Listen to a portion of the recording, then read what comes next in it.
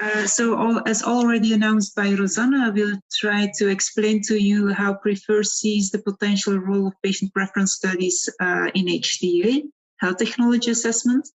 This is a brief outline of my talk today. So first, I will try to respond to the question, what can we learn from patient preference studies? And why is this relevant for health technology assessment?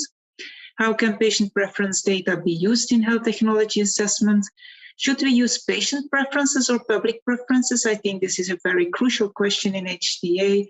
And then finally, I will talk about an unresolved issue and suggested solution for the inclusion of patient preferences in health technology assessment. So what can we learn from patient preference studies? This is actually something that has been referred to several times before by the previous speakers. So we can learn from patient preferences what matters to patients, how much these things matter to patients, and what matters most. So which kind of trade-offs are patients prepared to make? And why is this relevant for HTA?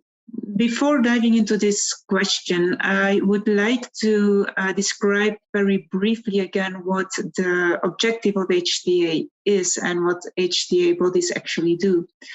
So the objective of health technology assessment is to support reimbursement decision makers by means of a full overview of the scientific evidence with respect to a healthcare intervention. This can be a medicinal product, this can be a medical device, or this can be any other type of health intervention.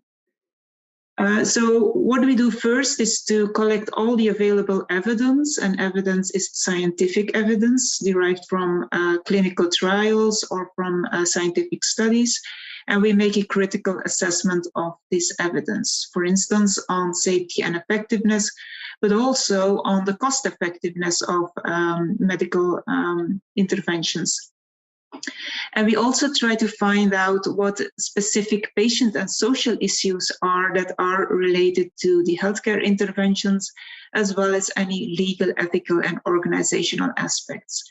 So the objective is really to try to give an all-encompassing view on what do we know currently about this health intervention and this health technology, and how can this inform the decision makers.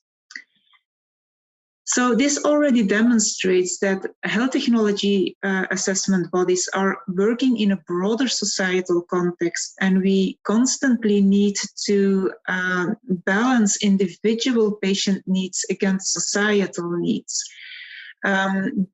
Individual needs are not always going in the same direction as a societal needs. And just to give one example, you can have an individual illness or health condition for which there is a treatment, but it's a very expensive treatment, and it costs about 300,000 euros per treatment per year per patient. Then you have a potential societal problem if this concerns many patients. So we constantly have to balance these individual and societal needs in health technology assessments. So then the question, the crucial question, where do patient preferences come into the picture in health technology assessment? If we consider the decision-making process regarding the reimbursement of a new health intervention, we could roughly subdivide this decision-making process into 5 different questions. The first question is, does this product or does this health intervention actually target a therapeutic or societal need? Therapeutic need refers to the individual need of patients, the patient's need from the individual perspective. Societal need obviously refers to the need from the societal point of view. It is clear, obviously, that for the assessment of therapeutic need, we need to question patients about what matters to them. So given what they get already now, given their current treatment, what are their remaining unmet needs, what are their needs, and what are the most important needs? So this is the first place where patient preference studies come into play and where they could provide input into the health technology assessment process. For societal needs, on the other hand, we would not go for patient preference studies, but we need societal preferences. The second question that we ask when we are making a decision about the reimbursement of a health technology is, are we as a society prepared to pay for this treatment out of public resources? Again, are we as a society prepared to pay for something? Therefore, we need societal values. Then the next question is, are we as a society prepared to pay for this particular treatment? Of course, whether a new treatment is worth its money, its value for money, depends on its relative effectiveness assessment. Relative effectiveness assessment compares the effectiveness, the effects of the new treatment with what is already available or with the current standard of care. And for this, of course, it is very important to take into account what matters to patients and what matters most to them, because you can perfectly have a new treatment that shows good effectiveness on certain outcomes, but if these outcomes don't matter to patients, or if they do not matter a lot to patients, then the relative effectiveness of this new treatment is rather low. And then you would rather say, okay, if this costs so much more, then we are not willing to pay for it because it's not meeting the patient's needs. So we need information on patient preferences to address the relative effectiveness assessment and to perform an appropriate relative effectiveness assessment.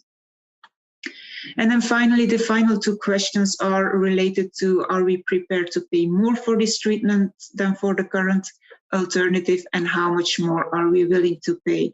And this again is a question where societal preferences come into the picture, especially when these questions are addressed by means of cost effectiveness analysis that require comparisons between interventions for many different diseases. So I again refer to the same picture that you have seen before to address the specific question of how patient preferences can be used in health technology assessment. And we see two main applications, or we emphasize two main applications in PREFER. That is to identify patients' unmet needs.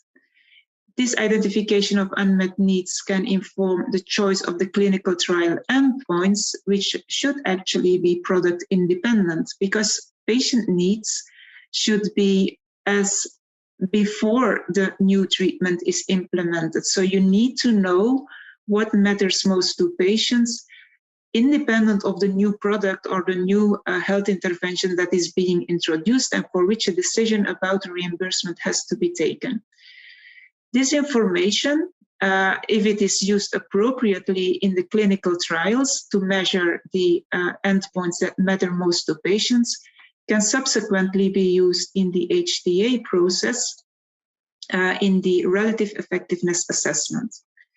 So here you will then look at the performance of the new treatment and also of the current treatment on these outcomes that matter most to patients to make an appropriate relative effectiveness assessment, focusing on the aspects or the outcomes that matter most to patients. So it's really patient-centered decision-making approach. I just want to illustrate how this would work in a relative effectiveness assessment.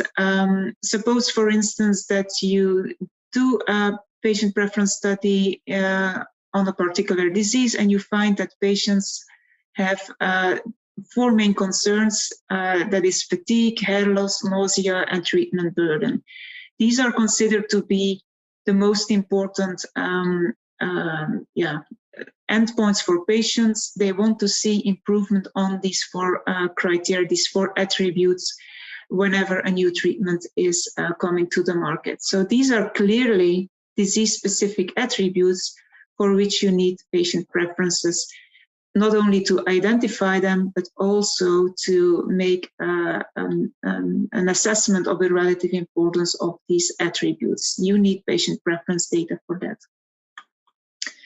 But of course, this is really an individual focused or individual disease focused approach. And as I said before, HTA needs to take the broader societal perspective.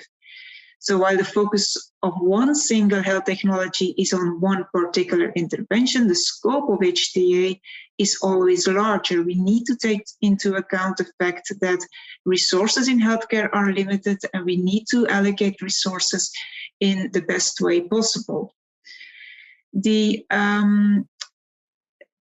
The way this is actually tackled very often in health technology assessment is by means of health economic evaluations, cost effectiveness analysis, but you can do this in different ways. And so I think that the people who know or who have inside knowledge on HTA in the audience will question themselves, yeah, but what about the inclusion or the incorporation of patient preference data in cost effectiveness analysis? Do we want that, or is this not appropriate? Should we use public values for that? We have considered this question in Prefer, and we think that there are actually, you need to make a distinction between two different approaches, two different systems that are currently being applied in Europe in different countries. On the one hand, some HTA agencies would only make within indication assessments, which means that actually what they do is they look at the health interventions for one specific indication and try to allocate the resources efficiently within that indication. So they try to find the best allocation of available resources for treating that indication by selecting the intervention with the lowest incremental cost effectiveness ratio. So the one intervention that offers the best outcome for a given amount of resources within that indication. But other healthcare systems, like for instance the UK, they say that you need to do cost effectiveness analysis to be able to allocate your resources within the healthcare system efficiently. So you need to compare the cost effectiveness of treatments for very diverse diseases in order to obtain the maximal amount or the maximal health for the society as a whole. This has implications for the type of outcomes that you can use in your incremental cost effectiveness ratio, as demonstrated within the next two slides.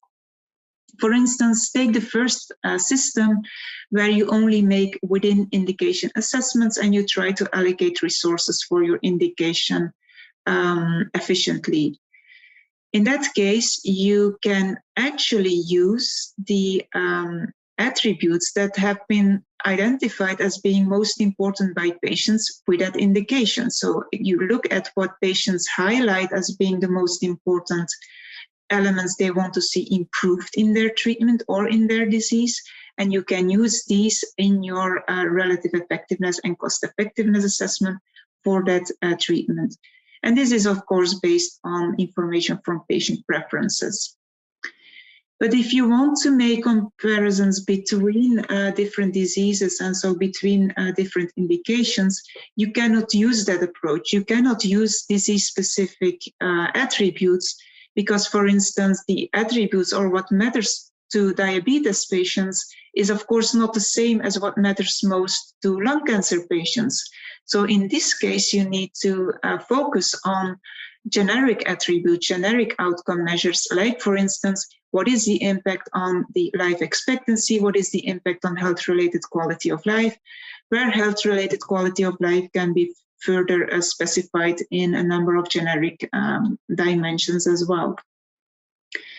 And in this case, very often also, you will not use patient preference data, but public preference data, because you need comparability between the different patient populations.